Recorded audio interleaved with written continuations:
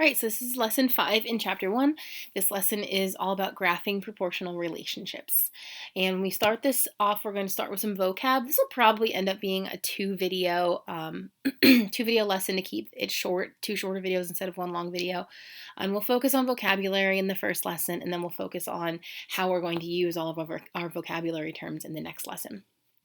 Okay, so to start off, you're going to do a lot of pausing. I'm going to talk about a vocab word, give you a chance to pause the video and copy it into your notes, and then we're going to skip to the next page, and we're going to look at the coordinate plane, and we're going to label things on it. So you'll see me skipping around back and forth between the first two pages of these notes in your note packet. Okay, so let's get started. First word is the x-axis. The x-axis is the horizontal line that divides the coordinate plane into two halves. Pause the video, copy that down, and then come back and we'll see what we're doing next. Okay, so we're taking our x-axis and we want to label it. So here's my coordinate plane, and I have a horizontal line here that breaks the graph into two halves, an upper half and a lower half. And that is my x-axis. Okay, let's go back to our vocab. The next term then is the y-axis. Well, if the x-axis is the horizontal line that divides the plane in half, the y-axis is that vertical line that divides the coordinate plane into two halves. Pause the video, and then we'll see how we're going to label it in our image. All right, so this is my x-axis. It is horizontal. The y-axis is vertical. So this is the y-axis. It's vertical, and it breaks the coordinate plane into two halves, the left half and the right half. Okay, back to our terminology. Quadrants is the next vocab term we want to talk about. You know the prefix quad has something to do with 4. So the quadrants are the 4 regions of the coordinate plane. The x-axis broke the coordinate plane into two halves, top and bottom. The y-axis broke it into two more halves, left and right. But now if we put those two axes together, we get 4 quarters. 4 regions or quadrants. So the first quadrant is right here, and I label it in red. And we name our quadrants using Roman numerals. This is Roman numeral 1. It just looks like capital I. So the first quadrant is the top right. That's where everything's positive when we graph it. Positive x's, positive y's.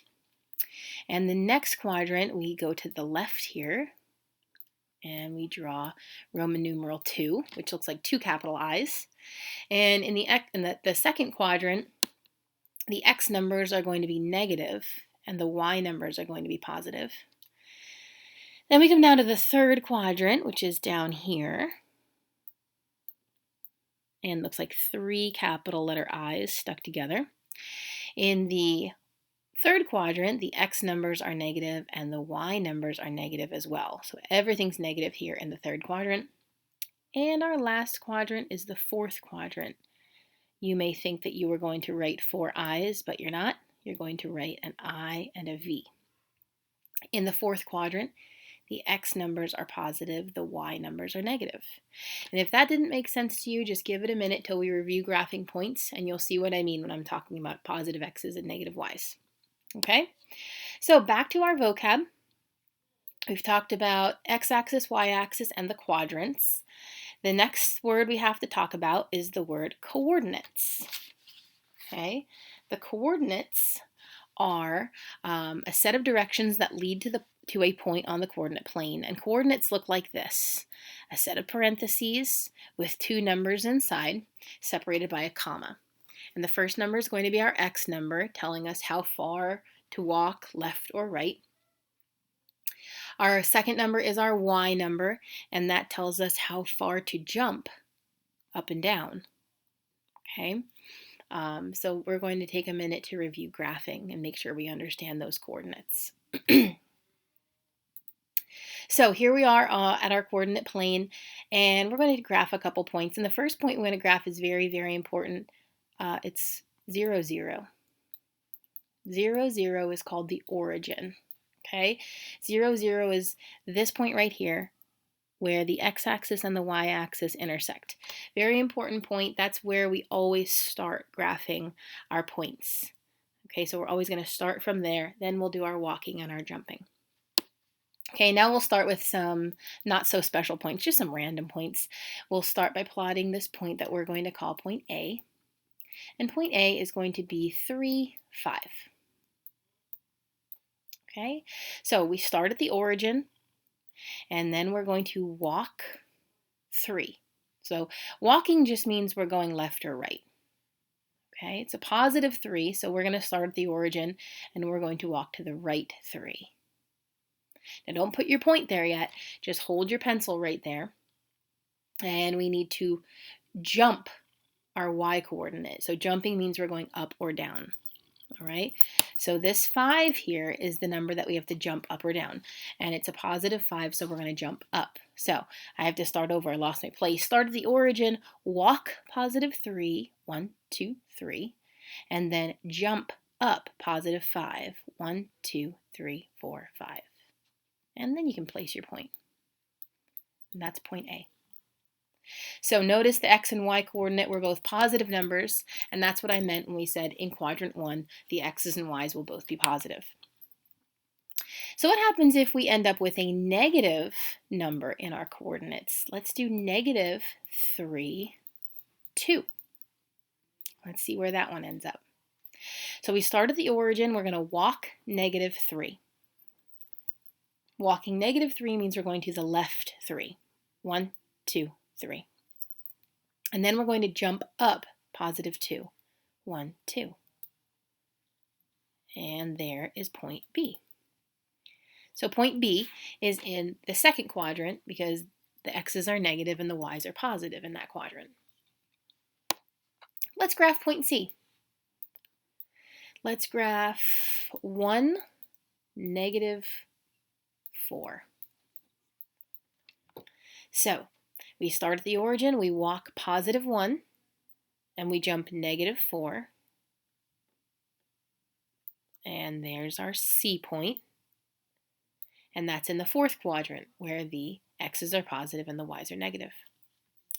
So let's do point D. Negative 1, negative 2.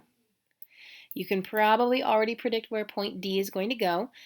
Negative x, negative y. It's the only quadrant we haven't done yet. So start at the origin, walk negative 1, and then we're going to jump down negative 2. 1, 2. So point D ended up in the third quadrant because both coordinates were negative. Okay, we will do 2 more points just so we can see the whole variety of points we could see to plot. So let's do a point 0, negative 4. Point 0, negative 4 means we start at the origin, 0, 0, and we walk 0. That means don't go left, don't go right, just stay where you're at. And now we have to jump negative 4. So jumping negative 4 means we're going down 4. 1, 2, 3, 4. So point E is on the y-axis. Last point, point F. Let's do point 2, 0. 2, 0, we're going to start at the origin, walk positive 2, and then we're going to jump 0. Jump 0 means don't go up, don't go down, just stay where you are and put your point. And that's point F. Okay, so this is where we're going to stop the video because I know it's getting a little bit long. We do have a little bit of vocab to finish up and some practice problems to do, but I think graphing in the first video is a good place for us to stop, review your vocab words on graphing, and try plotting a couple more points in your example coordinate plane in your notes.